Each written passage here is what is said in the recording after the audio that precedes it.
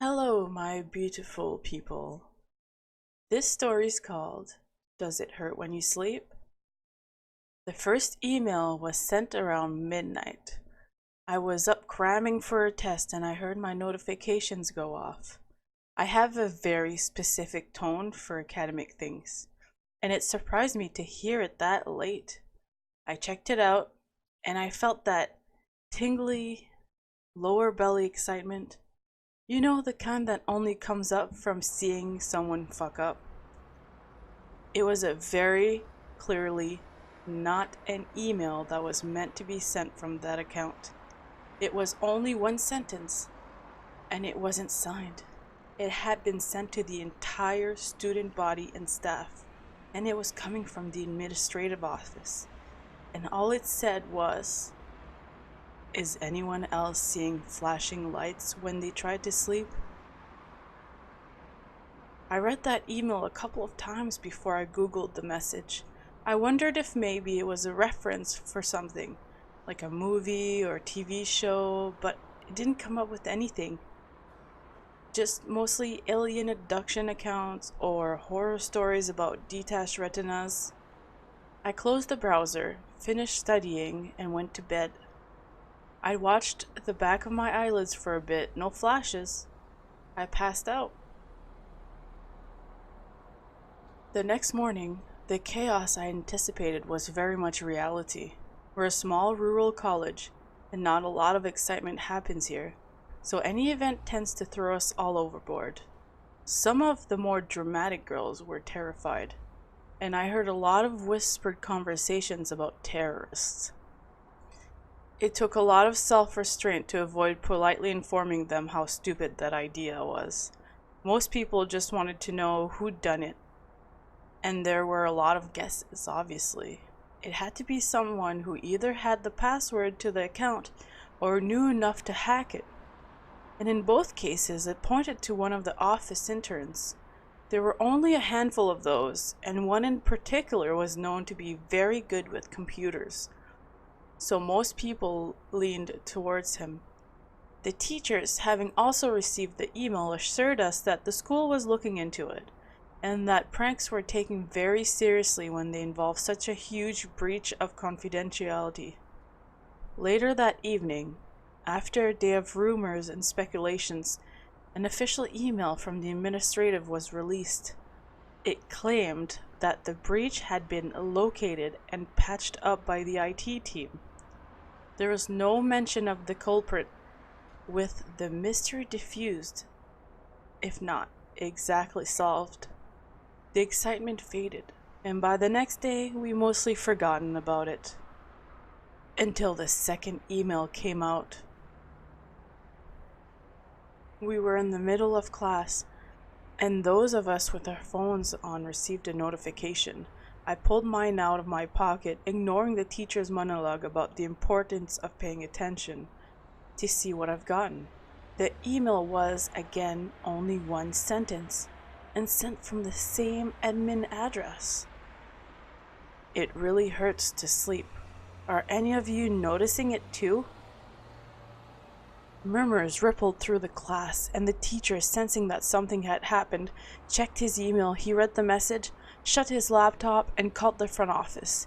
He spoke quietly and listened for a moment before hanging up. "Alright, this is all very strange and interesting, but let's get back to the subject here." No one was focused, but we made it through the class with no further interruptions. In my room that night, I looked at the two messages side by side.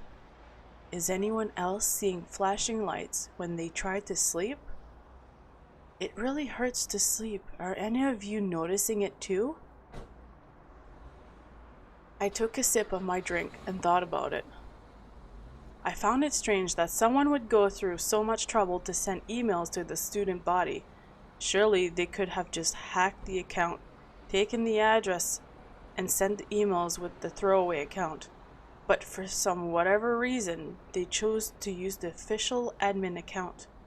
For the first breach, they might have been suspended, maybe had a scholarship taken away. It could have been an accident, but for this, an intentional use of the account, this would almost certainly mean that they'd be kicked out. Hell, they might even face jail time. What could possibly be so worth the risk? What could they do on the admin account that they couldn't do any other way?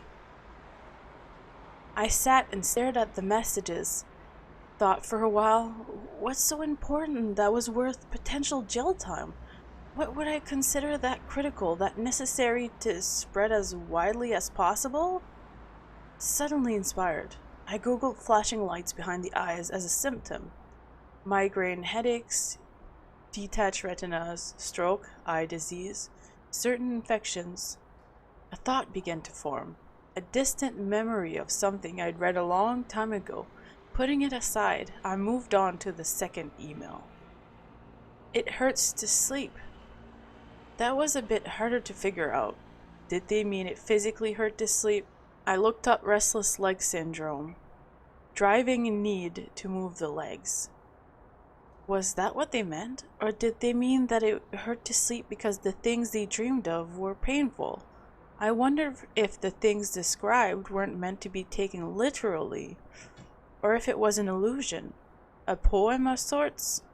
It seemed unlikely, given that the first message seemed consistent with the physical alignment. I was troubled, and I dug a little deeper. Certain infections of the sinuses, of the lining of the brain, could cause pain even while in REM sleep. I sat back and looked at the email again. Not wanting to jump to any conclusions, I tried to keep things in perspective, but my heart was beating a little faster. I decided that the best thing to do was wait. I studied for a test the next day and went to bed. I slept fine. In the afternoon, the administrative called for a mandatory all-school assembly. They addressed the emails and urged whoever was doing it to come forward. If they did so, they would avoid expulsion, but no one did. So the rest of the assembly was spent discussing internet safety, expected student behaviors, things like that. All of us studied each other, looking for anyone who stuck out, who was too uncomfortable or appeared even vaguely guilty. After the assembly, a few people claimed unofficial responsibility, but these claims were debunked quickly. So the speculation continued, and a lot of the theories were thrown around. Some were similar to mine, others wildly different. The consensus, however, was that whoever was doing it wanted something. Was it help? Advice? An answer? What? We couldn't respond to them, so what exactly did they hope to gain from the emails? As the emails continued, the memory I'd had on the back burner came forward, and more and more. I felt sure that I knew what the anonymous writer was asking for. I didn't share my views, but I began to prepare. The emails were sent at staggered times, each from the admin account. As time passed, they became less and less coherent. Did your eyelids feel tighter? If you start to have trouble remembering colors, get help. Sinus burning is part of it, I think. Pay attention. Wear masks. Despite being what most people believed and were sure was a prank, the school became enveloped in a kind of hysteria. The culprit was using proxies and other means to avoid detection. Although the admin email was supposedly protected, they gained access easily. Many students began to suspect that they were attempting to report a cover-up of some sort. Was there something going on that the administration didn't want us to know? And what did he mean by masks?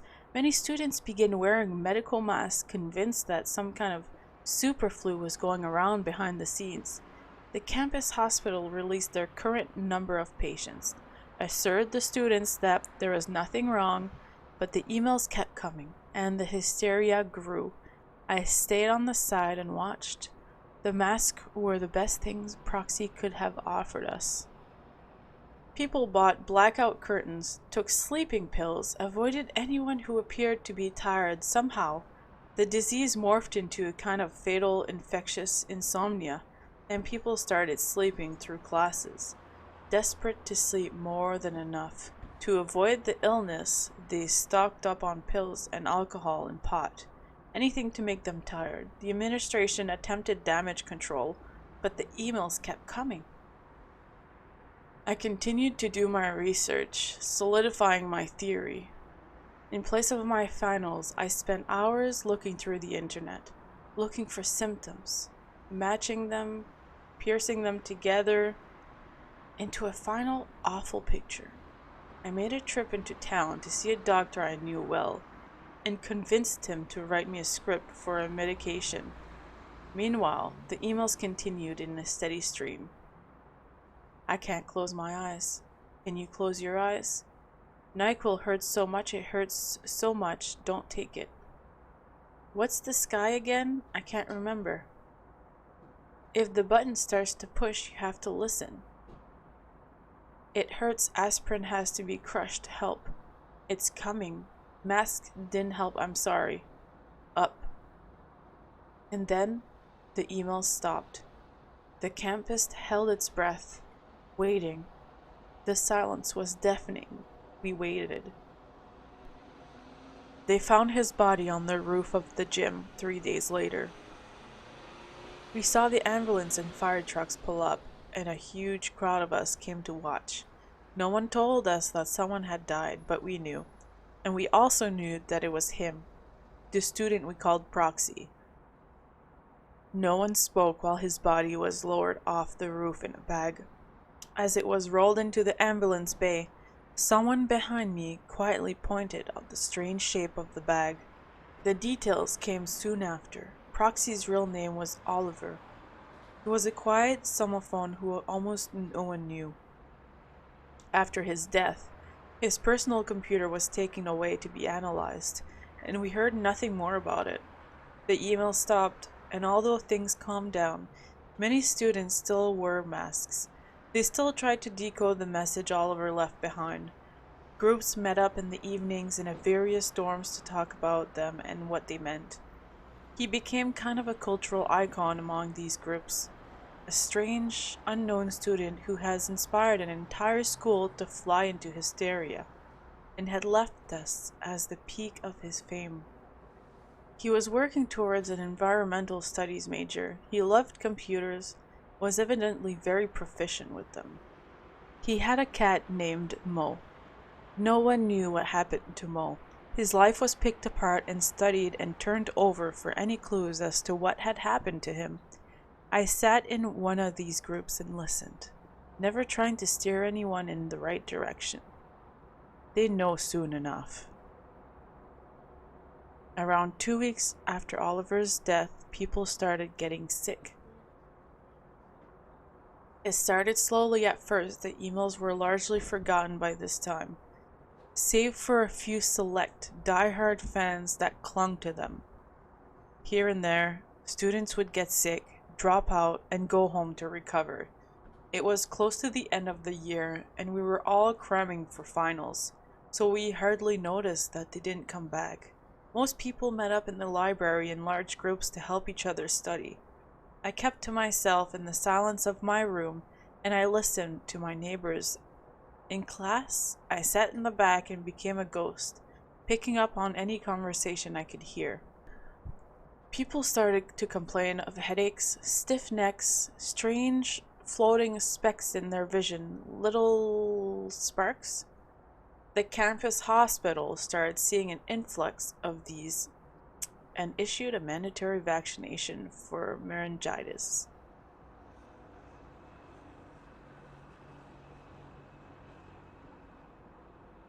People started to complain of headaches, stiff necks, strange floating specks in their vision, like little sparks. The campus hospital started seeing an influx of these and issued a mandatory vaccination for meningitis. The headaches I heard were severe, even in sleep. They could be felt pounding in the front of the head and behind the sinus cavities. People complained of eyes that bugged out. Their eyelids barely covered them anymore, and it was hard to see.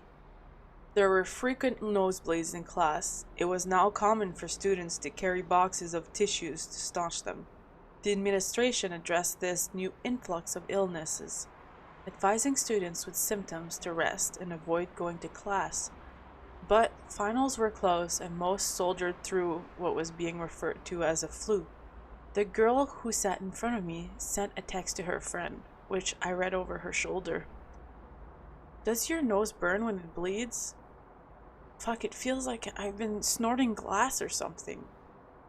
Memory problems started to set in. Soon, people were having trouble completing sentences.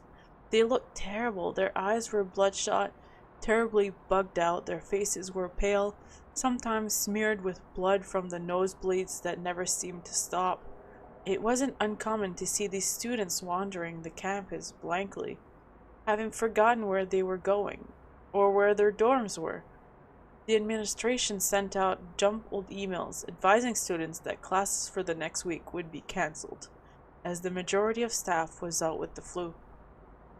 Drink plenty of see-through liquids, Nad.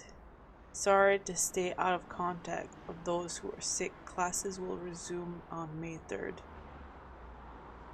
I stopped attending classes. I took the bus into town and purchased a small stockpile of food, water, and toiletries, sealed the door and AC vent with duct tape, and began using a plastic bucket to collect my waste. When the bucket was full, I would open the window briefly and empty it outside. I sat in my room, surviving on my rations, and waited for the final stage, which I now suspect would happen very soon. Through the walls, I could hear my neighbors moaning, tossing in bed, occasionally vomiting or moving in rhythmic patterns. Sometimes they talked to themselves, sometimes they just screamed. I lay in bed at night and listened to them move furniture around, trying to block out the light from outside, then moving it so that they could leave their rooms and move up to the next floor, driven by false flight instinct. When the electricity to the campus died, I popped batteries in my flashlight and camping lanterns. I kept my doors sealed, and I waited. On the morning of May 5th, I woke to complete silence, knowing what had happened. I put on surgical mask and unsealed my door. I followed the blood trails to the elevator, but I didn't take it. Instead, I took the stairs, followed the smeared handprints on the walls up to the roof access, which had been propped open with a textbook. I went out to the door and I stepped onto the roof, but there was very little space to put my feet. I went out the door and stepped onto the roof, but there was very little space to put my feet. I had to stand on a few fingers, but I doubted their owners would mind. On the roof, and on every roof, I could see from my position the students and faculty had gathered together in a great mass. Some were on their knees, some sitting Indian style. Others, weaker ones, were propped up on their friends. Their heads flopped back, mouths open. The birds hadn't gotten all of their eyes yet, though they were making fast work of them. The student closest to me, a young man whose name I couldn't recall, had not yet lost his eyes. I could see the fibers had been torn from being forced to stretch so much, but the calcifications prevented them from sagging or breaking. The eyes themselves were full of coagulated blood, which made them bulge and weep. His mouth gaped open, and the blood from his nose has pooled in. Bending down, I could see that his soft palate had collapsed, and in its place were a network of dark, slimy roots. The palate lay on his tongue, an almost bubblegum pink. I stood, looked at the collective mass of humanity, and the timer on my watch began to go off. I pulled a bottle out of my pocket and swallowed a pill dry. I put the bottle back and took a last look at the roof. 200 people, maybe more, their heads tilted on the sky, their eyes on stalks.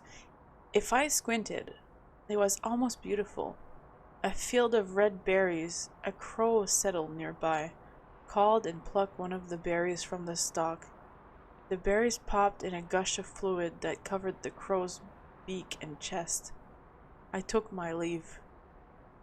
On the drive into town, I composed an email that I would send from the police station. I would send it to all neighboring countries as well as the CDC. This was assuming, of course, no one else had figured it out yet. I would make it very brief. There is no room for poetry anymore. It is an airborne fungus, a mutant strain. Mucous membranes are the first to be affected. If you are sick, it is too late. Resist the urge to go up. Do not spread your spores to the other people or animals. Prepare, stock up on anything necessary. Find a room, seal it completely. Do not leave for any reason. Fluconazole. Well, that story was like kind of gross. I'll put a warning at the start. Um that would suck. First off, you'd think the school people would have done something sooner. Know what I'm saying? And yeah, that's crazy. I mean, this kind of stuff happens, so it's pretty realistic. But hopefully this was okay for you guys. I'm sorry my voice was messed up a little bit. And I'll see you next time. Sweet nightmares.